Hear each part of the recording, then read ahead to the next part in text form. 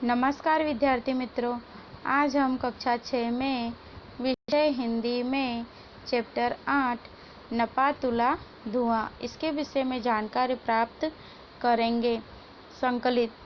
तेनालीराम की चातुर्य कथाएं बच्चों में अधिक प्रिय है। यहाँ एक चातुर्य प्रकट करने वाली कथा प्रस्तुत है जिसमें तेनालीराम की ईर्ष्या रखने वाले दरबारी राजा से अपना महत्व बढ़ाने के लिए तथा तेनालीराम को नीचा दिखाने के लिए योजना बनाते हैं। राजा धुएं को नापने की बात करते हैं।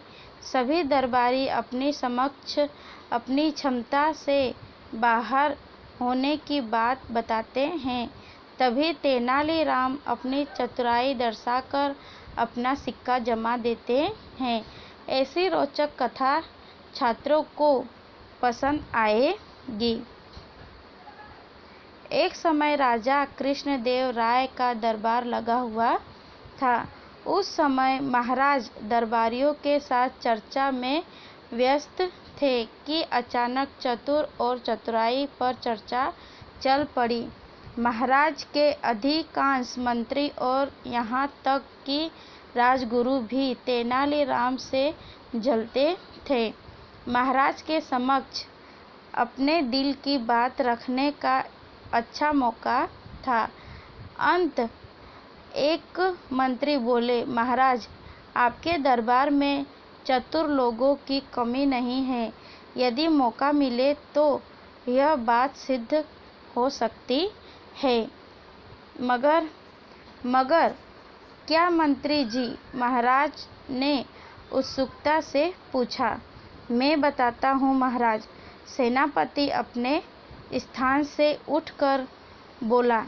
मंत्री जी कहना चाहते हैं कि तेनालीराम के सामने किसी को अपनी योग्यता सिद्ध करने का अवसर ही नहीं मिलता। हर मामले में तेनालीराम अपनी टांग अड़ा देते हैं और चतुराई का सारा श्रेय स्वयं ले जाते हैं। अन्नदाता जब तक दूसरे लोगों को अवसर नहीं मिलेगा, वे अपनी योग्यता भला कैसे सिद्ध करेंगे?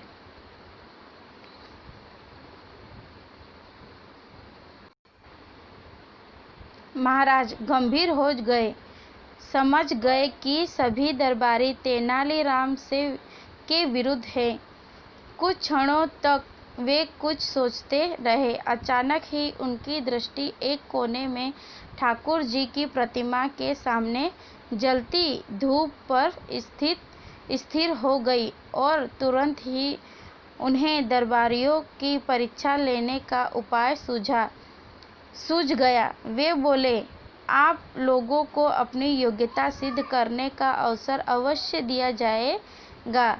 तेनालीराम बीच में नहीं आएंगे। ठीक है महाराज। सभी दरबारी प्रसन्न हुए। कहिए हम क्या करें? मुझे इस धूप बत्ती का 2 हाथ धुआं चाहिए। महाराज ने कोने में जलती धूप बत्ती की ओर संकेत करके कहा। जो भी दरबारी यह कार्य करेगा उसे तेनालीराम से भी चतुर समझा जाएगा। राजा का प्रश्न सुनकर सभी दरबारी सिटपिटा गए। यह कैसी मूर्खतापूर्ण परीक्षा है? भला धुआं भी कहीं नापा जाता है? मगर कोई न कोई युक्ति तो लगानी ही थी। कई दरबारियों ने हाथ से धुआं नापने की कोशिश की, किंतु धुआं भला कैसे नापता? वह तो ऊपर उठता और बलखाए सांप की तरह इधर उधर लहरा जाता।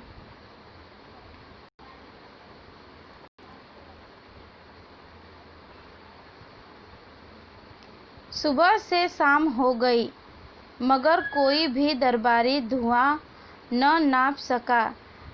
महाराज कृष्णदेव राय मंद मंद मुस्कुरा रहे थे। जब सभी दरबारी थक हार कर बैठ गए तो एक दरबारी बोला, महाराज, धुएं को नापना हमारी दृष्टि में तो असंभव है। हाँ, यदि तेनालीराम इस कार्य को कर देगा तो हम उसे अपने से चतुर मान लेंगे, मगर यदि वह भी न नाप सका तो आप उसे हमारे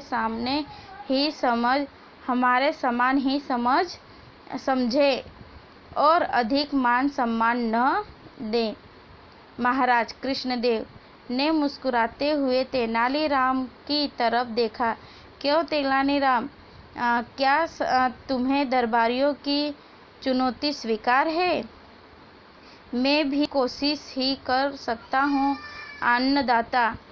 तेनालीराम अपने स्थान से उठकर विनम्रता से सिर झुकाकर बोला, मैंने सदा आपके आदेश का पालन किया है, इस बार भी करूँगा। तेनालीराम ने एक सेवक को अपने करीब बुलाकर उसके कान में कुछ कहा।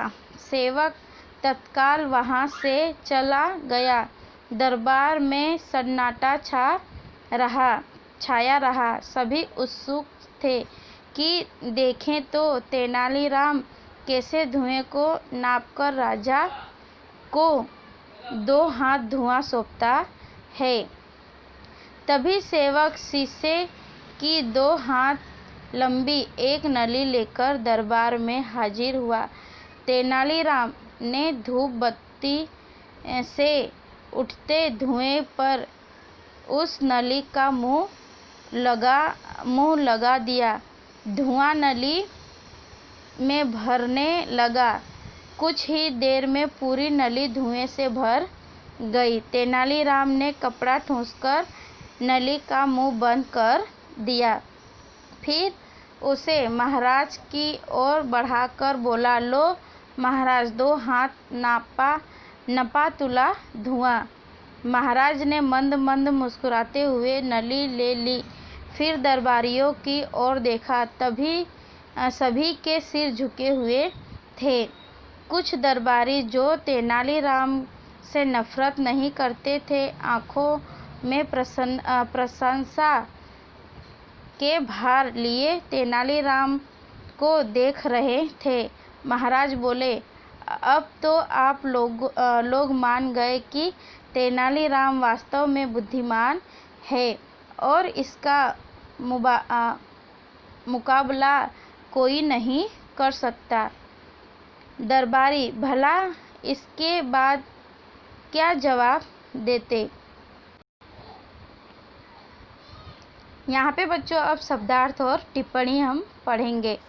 व्यस्त, काम में लगा हुआ। समक्ष, सामने, सम्मुख। मौका, अवसर। चतुर, चालाक। श्रेय, यश।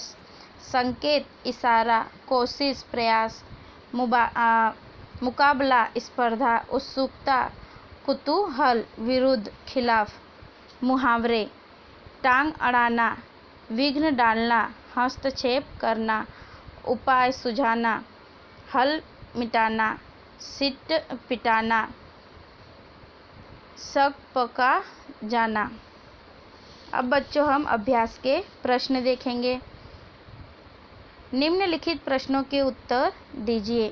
पहला प्रश्न है बच्चों, तेनालीराम के सामने किन्हें अपनी योग्यता सिद्ध करने का अवसर नहीं मिलता था?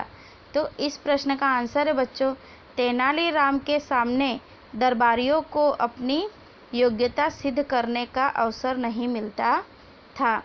दूसरा प्रश्न है बच्चों, चतुराई का सारा श्रेय कौन ले जाता था? तो इस प्रश्न का आंसर है बच्चों, चतुराई का सारा श्रेय तेनालीराम ले जाता था।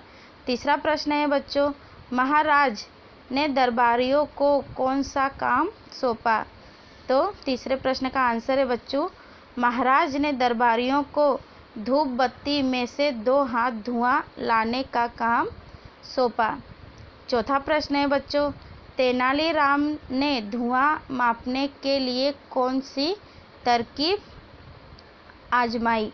तो इस प्रश्न का आंसर है बच्चों, तेनालीराम ने धुआं मापने के लिए कांच की नली लगवाई, उसमें धुआं भरकर प्रस्तुत किया।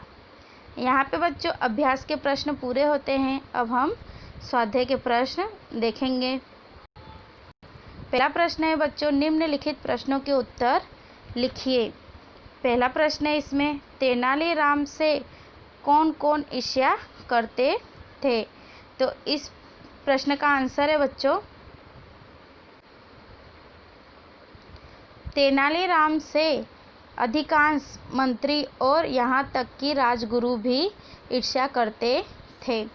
दूसरा प्रश्न है बच्चों, धूप बत्ती कहाँ जल रही थी? तो इस प्रश्न का आंसर है बच्चों, एक कोने में ठाकुर जी की प्रतिमा के सामने धूप बत्ती जल रही थी।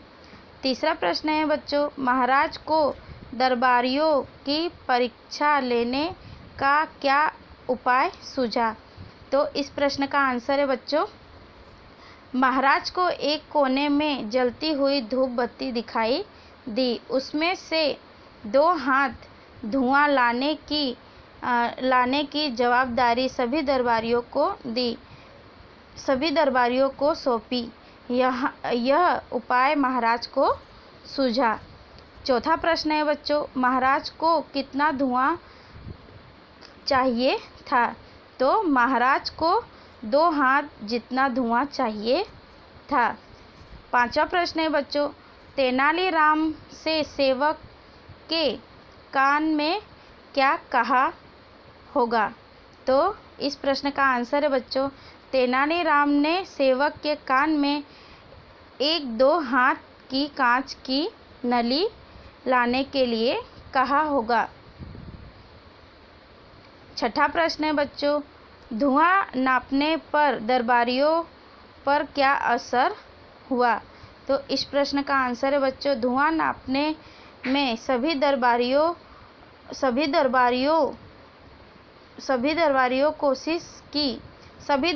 ने कोशिश की। वे हाथ से कोशिश करते हुए धुआं बल खाए सांप की तरह इधर उधर लहर जाता और सभी दरबारियों ने पराजय को स्वीकार कर लिया। दूसरा प्रश्न है बच्चों, निम्नलिखित प्रश्नों के उत्तर सविस्तार लिखिए। पहला प्रश्न है बच्चों, दरबारियों ने धुएं को कैसे नापने का प्रयास किया? पहला प्रश्न का आंसर है बच्चों, दरबारियों ने धुएं को नापने के लिए हाथ से धुआं नापने की कोशिश की और धुआं ऊपर उठता तथा बल खाए सांप की तरह इधर उधर लहर जाता। दूसरा प्रश्न है बच्चों, तेनालीराम अपनी किस विशेषता के लिए प्रसिद्ध था? तो इस प्रश्न का आंसर है बच्चों, तेनालीराम अपनी चतुराई के लिए प्रसिद्ध था। तीसरा प्रश्न है बच्चों, इस चातुर्य कथा से आपको क्या बोध मिलता है? तो इस प्रश्न का आंसर है बच्चों, इस चातुर्य कथा से हमें यह बोध मिलता है कि हमें दूसरों के ज्ञान से ईर्ष्या नहीं करनी चाहिए और उससे स्पर्धा नहीं करनी चाहिए, नहीं तो बाद में शर्मिंदा होना पड़ता है। तीसरा प्रश्न है बच्चों, निम्नलिखित शब्दों के समानार्थी शब्द दीजिए। योग्यता तो सक्षमता, दूसरा है सेनापति तो सेना अध्यक्ष, तीसरा है कोशिश तो प्रयत्न, चौथा है हाजिर तो उपस्थित, पांचवा है श्रेय तो यश, छठा है मौका तो अवसर। चौथा प्रश्न है बच्चों, निम्नलिखित शब्दों के विरुद्धार्थी शब्द दीजिए। पहला चतुर तो मूर्ख, दूसरा प्रसन्न तो दुखी, तीसरा है नफरत तो प्रेम, चौथा है सम्मान तो अपमान, पांचवा है असंभव तो संभव। यहाँ पे बच्चों अब पांचवा प्रश्न है, निम्नलिखित शब्दों से भाववाचक संज्ञा बनाएं। पहला है चतुर तो चतुराई। दूसरा है उत्सुक, उत्सुकता। तीसरा है योग्य, योग्यता। चौथा है प्रसन्न, तो प्रसन्नता। पांचवा है विनम्र, तो विनम्रता। छठा है मूर्ख, तो मूर्खता। यहाँ पे बच्चों अपने ने सारा स्वाध्याय और अभ्यास देखा। ये स्वाध्याय और अभ्यास आपको अपनी नोटबुक में लिखना है और ये पाठ पढ़ना भी है।